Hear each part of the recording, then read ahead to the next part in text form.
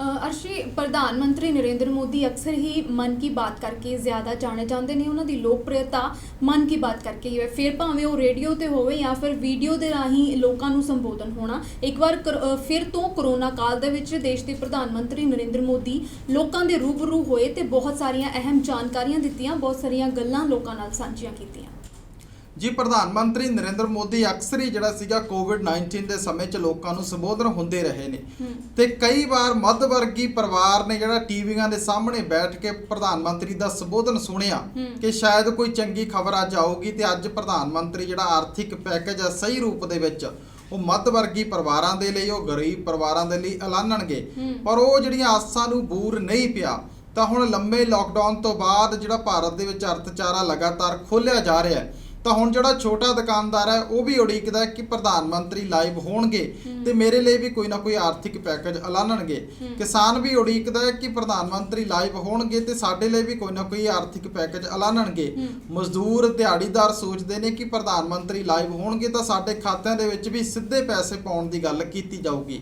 पर प्रधानमंत्री नरेंद्र मोदी अज लाइव होए तो लाइव हो के उन्होंने कुछ वाजिब गल्लां भी कीतियां, जिहदे विच इह कीता उन्होंने कि भारत दे विच जिहड़े लोक ने वो रीओपनिंग तो बाद सोशल डिस्टेंस का ख्याल रखना ही भुल गए ने ते मास्क पाउणा ही भुल गए ने। बिल्कुल वाजिब गल कीती, उन्होंने वाजिब अपील की है कि साडे लोक कोरोना वायरस नूं उस तरह सीरीयस नहीं लै रहे, ये उस तरह थ्रैट नहीं मान रहे इसनूं जिस तरह का थ्रैट सरकार नूं नज़र आ रहा है, जिस तरह का थ्रैट WHO नूं नज़र आ रहा है, जिस तरह का थ्रैट बाकी दुनिया नूं नज़र आ रहा हैगा।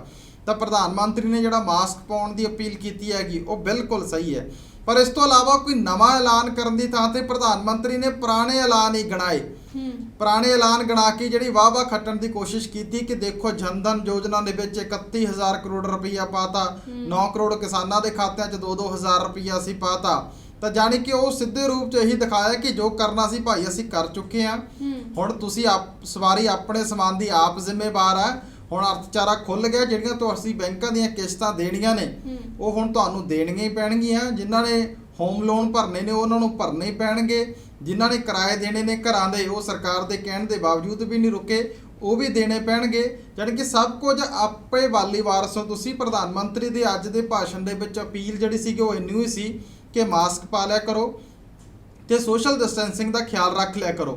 तो एक होर जिहड़ी केंद्र सरकार की स्कीम आ गई जिहदे तहत उन्होंने गरीबां नूं राशन दिता गा, ਉਹਦੇ ਲਈ प्रधानमंत्री का एक पॉजिटिव बयान जिहड़ा सामने आया गा अज की स्पीच दे विच कि ਉਹਦੇ 'ਚ ਇਹ है कि ਵੱਡੇ पੱਧਰ ते लेबर जिहड़ी हैगी आ ਉਹਦਾ ਤਬਾਦਲਾ ਹੋਇਆਗਾ। लेबर अपने मूल सूबिਆਂ ਨੂੰ वापस परती हैगी तो मूल सूबिਆਂ ਨੂੰ वापस परतन ਦੇ ਨਾਲ ਇਹ है कि बेरोजगारी दर एकदम वधी हैगी, क्योंकि जे करोना सूबिਆਂ ਦੇ ਵਿੱਚ ਕੰਮ ਹੁੰਦਾ ਤਾਂ ਉਹ लेबर ਪਹਿਲਾਂ ਹੀ ਉੱਥੇ ਕੰਮ ਕਰ ਲੈਂਦੀ। ਤੇ ਇਹਦੇ ਵਿੱਚ ਜਿਹੜਾ ਫੂਡ ਸਿਕਿਉਰਿਟੀ ਬਿੱਲ ਦੇ ਅਧੀਨ ਕੇਂਦਰ ਸਰਕਾਰ ਵੱਲੋਂ ਕਣਕ ਦਾਲਾਂ ਦਿੱਤੀਆਂ ਜਾਂਦੀਆਂ ਨੇ ਤੇ ਹੁਣ कोविड-19 ਦੇ ਦੌਰ ਦੇ ਵਿੱਚ ਵੱਧ ਕਣਕ ਦਾਲ ਦਿੱਤੀ ਗਈ। ਪਰਿਵਾਰ ਦੇ ਪ੍ਰਤੀ ਜੀ 5 ਕਿਲੋ ਕਣਕ ਦਿੱਤੀ ਗਈ ਤੇ ਵੱਡੇ ਪਰਿਵਾਰ ਨੂੰ 4 ਕਿਲੋ ਦਾਲ ਦਿੱਤੀ ਗਈ। तो योजना का विस्तार जिहड़ा हैगा वो नवंबर तक कर दिता गया है कि नवंबर तक सारे परिवारां नूं ये जिहड़ा कणक ते दाल जिहड़ी है वो मिलती रहूगी। पर इस समय प्रधानमंत्री ने जो गल की कि जिन्नी असीं कणक दाल वंड चुके हैं वो अमेरिका की आबादी की दुगनी है, यूरोपीयन यूनियन की आबादी की दुगनी है, इंग्लैंड की आबादी की 5-6 गुणा गी। तो ये गल्लां करन दी तां तुक नहीं बनती सी मैनूं लगदा इत्थे, क्योंकि जेकर तुहाडी आबादी 135 करोड़ है तो ਉਹਦੇ ਲਈ ਤਾਂ ਸਰਕਾਰ ਦੀ ਜ਼ਿੰਮੇਵਾਰੀ ਬਣਦੀ ਸੀ ਆਬਾਦੀ ਕੰਟਰੋਲ ਕਰਨੀ।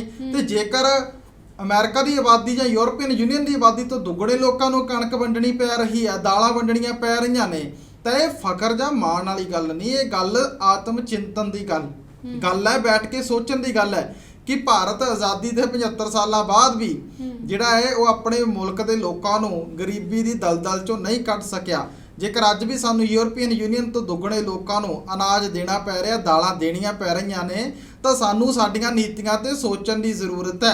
ये लोगों को दस्सण की जरूरत नहीं कि असीं इन्ने लोगों को वंड चुके हैं, ये सोचण की जरूरत है कि इन्ने लोगों को सानू क्यों वंडणी पै रही है आज़ादी दे इन्ने समय ते गिणती घटण की थां ते लगातार वध क्यों रही है, ये गल्लां सोचण की जरूरत सी। तो प्रधानमंत्री वालों एक तो यह ऐलान अज किया गया तो मेन तौर पर उन्होंने मास्क पहनने की अपील ही की हैगी। तो ਜਿਹੜੇ लोग हले भी आस लाई बैठे है कि रीओपनिंग के समय ਦੇ ਵਿੱਚ सरकार ਜਿਹੜੀ ਆ ਉਹਨਾਂ ਦੀ ਬਾਹ ਫੜੂਗੀ ਤੇ ਸਰਕਾਰ ਵੱਲੋਂ ਸਿੱਧੀ ਸਹਾਇਤਾ ਕੋਈ ਦਿੱਤੀ ਜਾਊਗੀ ਤੇ ਜਿਹੜੀਆਂ ਲੋਨ ਲਏ ਹੋਏ ਨੇ, ਲੋਕਾਂ ਨੇ ਕਰਜ਼ੇ ਲਏ ਹੋਏ ਨੇ, ਤੇ ਉਹਦੇ ਵਿਆਜ ਦੇ ਵਿੱਚ ਕੋਈ ਕਟੌਤੀ ਕਰਨ ਦੀ ਯੋਜਨਾ ਸਰਕਾਰ ਕਰੂਗੀ? ਐਸਾ ਕੁਝ ਨਹੀਂ ਹੈ। ਸਰਕਾਰ ਦੇ ਜਿੰਨੇ ਪੱਤੇ ਸੀ ਸਰਕਾਰ ਖਲਿਆਰ ਚੁੱਕੀ ਹੈ, ਤੇ ਉਹਨੇ ਪੱਤਿਆਂ ਦੇ ਵਿੱਚੋਂ ਜੋ ਤਿਲ ਫੁੱਲ ਤੁਹਾਨੂੰ ਆਇਆ ਉਹ ਤੁਸੀਂ ਸਵੀਕਾਰ ਕਰ ਲਿਆਗਾ, ਉਹ ਤੁਹਾਨੂੰ ਕਰਨਾ ਹੀ ਪੈਣਾਗਾ। ਤੇ ਕਰੋਨਾ ਵਾਇਰਸ ਦੇ ਸਮੇਂ ਦੇ ਵਿੱਚ ਹੋਰ ਸਹਾਇਤਾ ਦੀ ਆਸ ਜਿਹੜੀ ਹੈਗੀ ਉਹ ਸਰਕਾਰ ਤੋਂ ਨਾ ਰੱਖੀ ਜਾਵੇ। ਨਾ ਤਾਂ ਭਾਰਤ ਦੇ ਵਿੱਚ ਸਿੱਧੀ ਸਹਾਇਤਾ ਮਿਲੂਗੀ, ਕਿਉਂਕਿ ਪ੍ਰਧਾਨ ਮੰਤਰੀ ਨੇ ਯੂਰਪੀਅਨ ਯੂਨੀਅਨ ਜਾਂ ਅਮਰੀਕਾ ਦਾ ਜ਼ਿਕਰ ਜਿਹੜਾ ਉਹ ਕਣਕ ਵੰਡਣ ਦੇ ਮਾਮਲੇ 'ਚ ਤਾਂ ਕੀਤਾ, ਪਰ ਜਿਹੜੇ ਉਹਨਾਂ ਨੇ ਲੋਕਾਂ ਦੀ ਸਿੱਧੀ ਸਹਾਇਤਾ ਕੀਤੀ ਉਹ ਮਾਮਲੇ ਦੇ ਵਿੱਚ ਪ੍ਰਧਾਨ ਮੰਤਰੀ ਨੇ ਸ਼ਾਇਦ ਉਹਨਾਂ ਦਾ ਜ਼ਿਕਰ ਕਰਨਾ ਭੁੱਲ ਗਏ।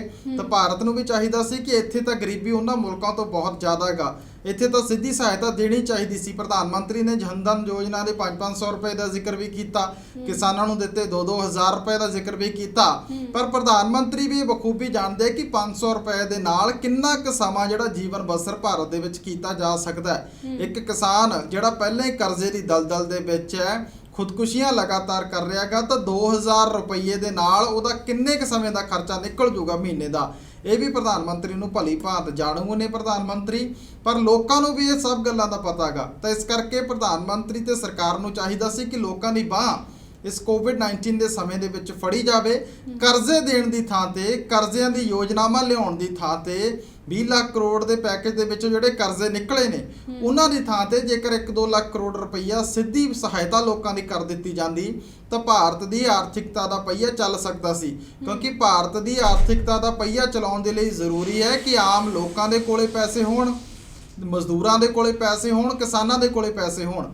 ਤਾਂ ਇਹ ਜ਼ਰੂਰੀ ਸੀ ਕਿ ਆਰਥਿਕਤਾ ਦਾ ਪਹੀਆ ਚਲਾਉਣ ਦੇ ਲਈ ਸਿੱਧੀ ਸਹਾਇਤਾ ਦਿੱਤੀ ਜਾਂਦੀ, ਪਰ ਉਹਨਾਂ ਨੇ ਅੱਜ ਵੀ ਕੋਈ ਐਸਾ ਐਲਾਨ ਨਹੀਂ ਕੀਤਾ। ਪਰ ਚਲੋ ਫੂਡ ਸਿਕਿਉਰਿਟੀ ਦੇ ਤਹਿਤ ਜੇਕਰ ਗਰੀਬਾਂ ਨੂੰ ਨਵੰਬਰ ਤੱਕ ਕਣਕ ਤੇ ਦਾਲ ਹੀ ਮਿਲਦੀ ਰਹੇ ਤਾਂ ਉਹਨਾਂ ਦਾ ਚੁੱਲ੍ਹਾ ਤਾਂ ਕਮ ਸੇ ਕਮ ਬਲਦਾ ਰਹੂਗਾ। ਤੇ ਸਰਕਾਰ ਦੀ ਸਕੀਮ ਵੀ ਮੈਨੂੰ ਇੰਨੀ ਕੀ ਲੱਗਦੀ ਆ ਕਿ ਗਰੀਬੀ ਖਤਮ ਕਰਨ ਦੀ ਥਾਂ ਤੇ, ਲੋਕਾਂ ਨੂੰ ਪੈਰਾਂ ਤੇ ਸਟੈਂਡ ਕਰਨ ਦੀ ਥਾਂ ਤੇ ਸਰਕਾਰ ਹੁਣ ਇੰਨੀਆਂ ਕਿ ਯੋਜਨਾਵਾਂ ਹੀ ਬਣਾਉਣ ਲੱਗੀ ਹੈ ਕਿ ਚੁੱਲ੍ਹੇ ਹੀ ਚੱਲਦੇ ਰੱਖ ਲਈਏ, ਇੰਨਾ ਹੀ ਬਹੁਤ ਹੈ। ਤਾਂ ਇਸ ਕਰਕੇ ਸਰਕਾਰ ਨੂੰ ਆਪਣੀਆਂ ਨੀਤੀਆਂ ਨੂੰ ਲੈ ਕੇ ਕੋਵਿਡ-19 ਤੋਂ ਬਾਅਦ ਸੋਚਣਾ ਚਾਹੀਦਾ ਕਿ ਅਸੀਂ ਕਿੱਥੇ ਕੁ ਖੜੇ ਹਾਂ ਤੇ ਕਿੱਥੇ ਕੁ ਜਾਣ ਦੀ ਸਾਨੂੰ ਜ਼ਰੂਰਤ ਹੈ। ਕਿਉਂਕਿ ਅਸੀਂ ਚੀਨੀ ਚੀਜ਼ਾਂ ਦੇ ਬਾਈਕਾਟ ਦੀ ਗੱਲ ਕਰਦੇ ਹਾਂ, ਅਸੀਂ ਆਪਣੇ ਆਪ ਨੂੰ ਕੰਪੇਅਰ ਕਰਦੇ ਹਾਂ ਪਾਕਿਸਤਾਨ ਦੇ ਨਾਲ, ਅਸੀਂ ਆਪਣੇ ਆਪ ਨੂੰ ਚੀਨ ਦੇ ਨਾਲ ਕੰਪੇਅਰ ਕਿਉਂ ਨਹੀਂ ਕਰਦੇ ਕਿ ਚੀਨ ਇੰਨੀ ਤਰੱਕੀ ਕਰ ਰਿਹਾ, ਅਸੀਂ ਉਹਦੇ ਮੁਕਾਬਲੇ ਤਰੱਕੀ ਕਿਉਂ ਨਹੀਂ ਕਰ ਰਹੇ। ਅਸੀਂ ਪਾਕਿਸਤਾਨ ਦੇ ਨਾਲ ਹੀ ਕੰਪੇਅਰ ਕਰਕੇ ਚੱਲਦੇ ਹਾਂ ਕਿ ਚਲੋ ਉਹਨਾਂ ਤੋਂ ਚੰਗੇ ਆ। ਤੇ ਉਦਾਹਰਨਾਂ ਅਸੀਂ ਦਿੰਦੇ ਹਾਂ ਯੂਰਪੀਅਨ ਯੂਨੀਅਨ ਤੇ ਅਮਰੀਕਾ ਦੀਆਂ।